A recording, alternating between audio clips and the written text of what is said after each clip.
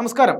വയനാട്ടിൽ വന്യജീവി ആക്രമണങ്ങളിൽ മരിച്ചവരുടെ കുടുംബാംഗങ്ങളെ കേന്ദ്ര വനം പരിസ്ഥിതി മന്ത്രാലയം വകുപ്പ് മന്ത്രി ഭൂപേന്ദ്ര സിംഗ് യാദവ് ഇന്ന് സന്ദർശിക്കും.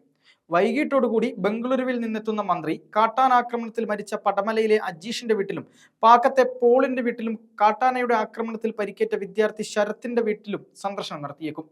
2 ദിവസത്തെ സന്ദർശനത്തിനായി എത്തുന്ന അദ്ദേഹം ജില്ലയിലെ വിവിധ പരിപാടികളിൽ പങ്കെടുത്തതിനു ശേഷം നാളെയാണ് മടങ്ങുക.